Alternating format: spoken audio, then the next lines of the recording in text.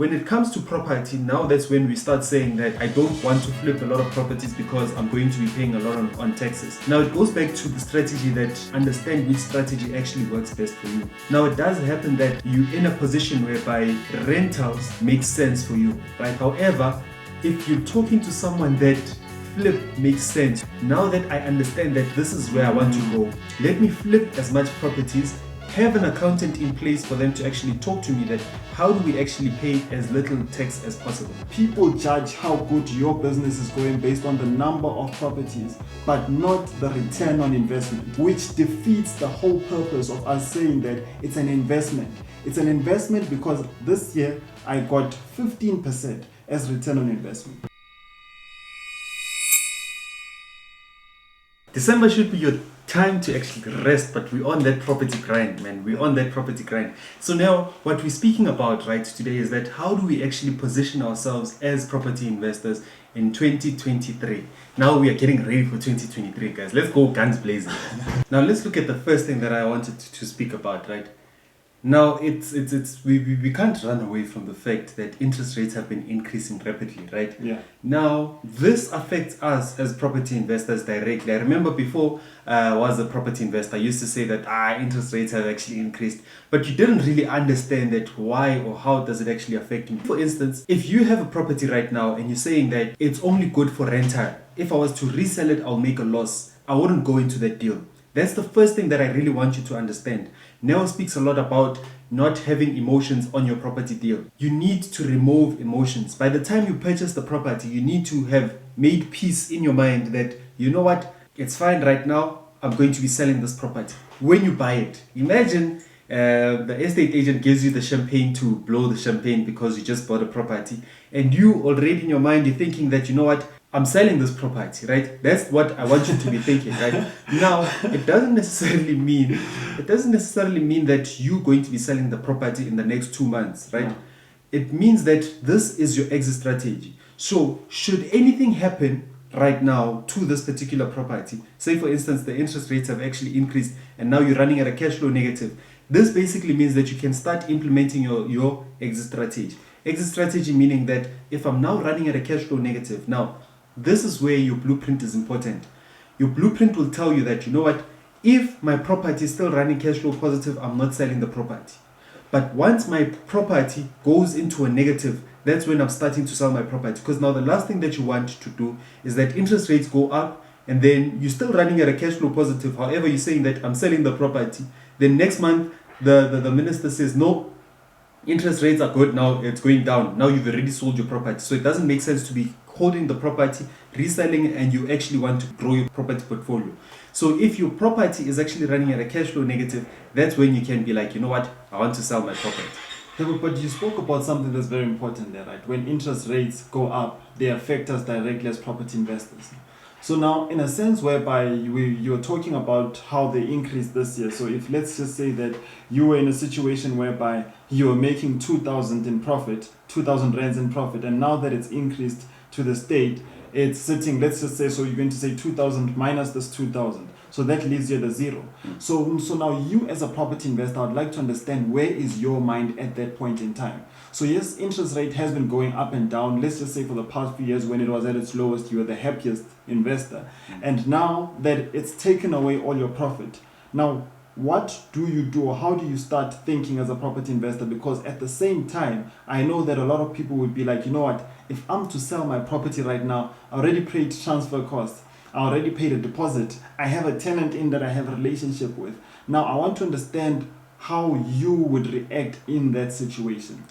So if I had a property and it was running cash flow negative, however, I already ran my numbers and it doesn't make sense. Well, for me, it's nothing personal, because the thing is, I don't know how long is it going to be happening that the interest rates are going to be increasing, or interest rates are going to be remaining at the same amount of money, at the same percentage, right? I do not know that. However, it goes back to your blueprint. What does your blueprint say?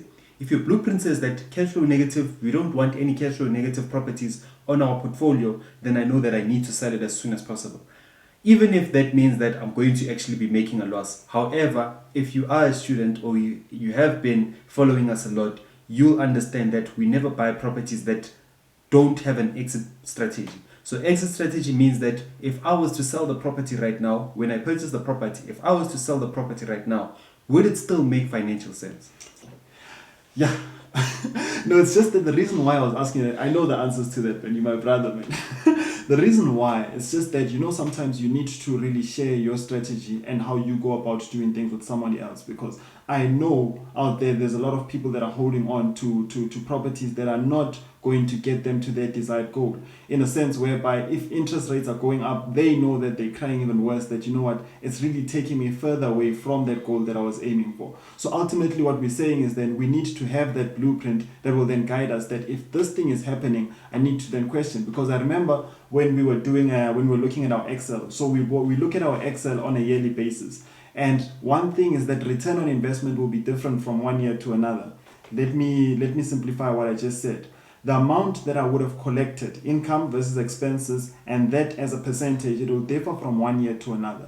Then now it's my duty as an investor every year to be tracking or taking score of my investment. Because the sad thing when it comes to property investing is that the biggest milestone is just signing the offer to purchase. What we don't do, what we fail to do as property investors, is take stock of what has been happening so that we can really understand where's our business going. Because now the problem is that people judge how good your business is going based on the number of properties, but not the return on investment, which defeats the whole purpose of us saying that it's an investment. It's an investment because this year I got 15% as return on investment. No, second point. My second point is that we need to challenge ourselves when it comes to the strategies. Now, the reason why I'm saying this is that there's a lot of content out there on the different strategies that are there when it comes to property investing. So now, it's very easy, especially for a beginner, to get lost in this noise. And this noise can be good and it also can be bad. I remember the first time when we were reaching out to people, attending investment workshops, right now we're hosting, guys. So please make sure that you do follow us. So I remember going around, I would ask people that, what is your strategy? And someone was like, dude, just use rental. Rental is the best. And then we went into rental. However, we didn't yield the results that we wanted according to our goals. So now you can see that we all have different goals, and through that we need to understand something. Going back to how we started today, that we need to remove emotions. Sometimes you need to use a strategy that you might have not preferred to get to where you need to go. So then what I'm saying is that we need to constantly check the strategies that are out there, compare them with the goal that we set for ourselves, so that we can constantly see that are we getting to our final destination. Because we've noticed that with the engagements that we've been having with property investors on Zoom, is that a lot of us have that desired goal, the final destination. I know that I want to get to 10 properties in 20 years, or I know that I want a cash flow of 20,000 in the next 5 years. But now where we lack is the process. The process, in a sense of what type of property should I be buying now, and what type of property should I be buying next to get to that final destination. So I'd say that we need to start challenging ourselves in a manner whereby, yes, you have always liked rental, but maybe rental is not for you. We have a question, is that what about capital gains tax? Now, with the capital gains tax, I like that. Now, if you're looking at property investing, we can look at property investing as a business, right? So now, especially when you're looking at flip, when you're selling something, say for instance, you're selling juice, do you really think about, I don't want to sell too much juice because I'm going to make too much money and then start paying a lot of taxes? We don't do that. Yeah. However, when it comes to property, now that's when we start saying that I don't want to flip a lot of properties because I'm going to be paying a lot on taxes. Yeah. Now it goes back to the strategy that the second point that Neo spoke about, that understand which strategy actually works best for you. Now it does happen that you're in a position whereby rentals make sense for you, right? However, if you're talking to someone that flip makes sense to, right? So say for instance for us, we're always saying this, that property investing is our full-time game. So now if property investing is our full-time game, I can't survive on 1,500 in terms of my rental amount. Now, what does that do for me? That forces me to actually go in towards flip. Now, I can't say that I don't want to flip because I'm going to be running too much taxes. So now that's something that you really need to understand, that where are you right now and where do you want to go? So now after understanding where you want to go, that's when you can be like, you know what? Now that I understand that this is where I want to go, let me flip as much properties, have an accountant in place for them to actually talk to me that how do we actually pay as little tax as possible. Now, if it does happen that I'm at a point whereby my accountant is saying that you're going to be paying too much tax, you'd rather actually purchase a house right now and rent it out, then that's what we're going to be doing. Yeah. Now, the thing that a lot of people don't really understand, or that they don't really want to do, is that they are saying that you're going to be paying too much on tax. However, they don't have an accountant to actually advise in terms of how do you pay as little as possible tax. Yeah, I like what you said, because that's the same mentality that we had. I remember when we started, we were afraid to use other strategies, so we kept on rental. But then now looking at the rental, it was that what Lebu said, that how do we grow, or how are we going to get to that destination that we said that this is where we want to get. We want to get to commercial. But now it was really impossible looking at it from renting out a single house. And then now we looked at flip and all its dynamics and all that it comes with. So what Level said there is very important. So you can see just getting the right team will then assist you, that yes, everybody's saying that you'll be taxed heavily. Yes, you will be taxed. But now, does that mean that we should be afraid of growth? We should be afraid of growth. Now, with the last point that I have on my side before we open up to the Q&A, right? With the last thing that I actually wanted to speak about is that how do we get as much people as possible? How do we meet as much people as possible within the property investing industry? Now, the reason why I'm saying this is that if you're looking at building yourself a network of people that really understand property investing, what does this do for you? Number one, you might have Neo and Lebu who are going to be speaking about property investing, right? Now, in that way, you know how to position yourself for 2023. The second one, you might meet a real estate agent that really understands what you're going through right now and knows exactly what type of property you're actually going to be buying. Now, a lot of people are saying that, you know what, I'd rather live or invest alone. Now, the thing about investing alone is that you are limited to the amount of information that you have. Neo used to like saying this, that the amount of experience that I have is twice my age. Now, a lot of people are like, what are you saying? How can your experience be twice your age? It's not because of him or what he has done. It's because of what people around him has done. Now, if you're looking at the conveyancer that has, say for instance, 6 years experience in property investing, you're looking at somebody who's doing taxes. They also have 6 years of experience. Now, you mix the two, that's already 12 years. You also mix what Neo has actually done. You mix what Neo's mentor has actually done.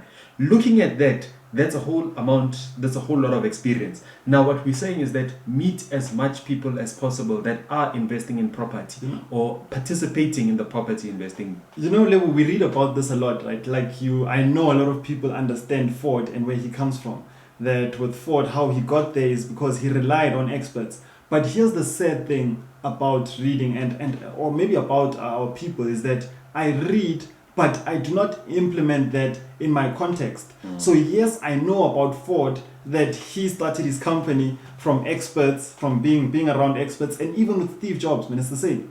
Experts again. But now when it comes to me, I want to do everything alone. And then now that is why a lot of people struggle, unfortunately. That is why a lot of people are buying wrong properties. That is why a lot of people are finding themselves in situations whereby they're only thinking that tax, you'll be heavily taxed. But now if I'm starting to get qualified accountants, if I'm starting to get people that are on the ground and implementing what they're talking about, I'm starting to see things differently. So I'd really urge people that reading is great, but take it to the extra mile of let's implement what we read into our context, madam. So what we're also doing on the side is that we pre-recording this, right? So that if you do want to actually watch this content, you can go over to our YouTube channel and watch the full content, man. Yeah. I'm really excited about this. So next year we had actually been saying that we want to host an event that's going to actually accommodate more than 100 people. So our first event will be in around March. We will actually be releasing the dates once everything has actually been finalized. However, 100 is the goal. I hope you're actually part of that 100, man. Yeah, man. And then otherwise, man, from our side, if you guys have any questions or if you want to join the live, please feel free and let's discuss. Yeah. We're not closing. And another exciting thing is that we signed about three days ago an agreement whereby, hence we're saying that you really need to push yourself. What we just did right now, we are property investors. So what we do is that we buy distressed properties that are in a state, we fix them up and then sell it again. Number two, what we also do is that we were doing rental, of course. However, now we saw that rental is not really pushing as much to get us to where we want to go. So we're focused now on rental, on flip.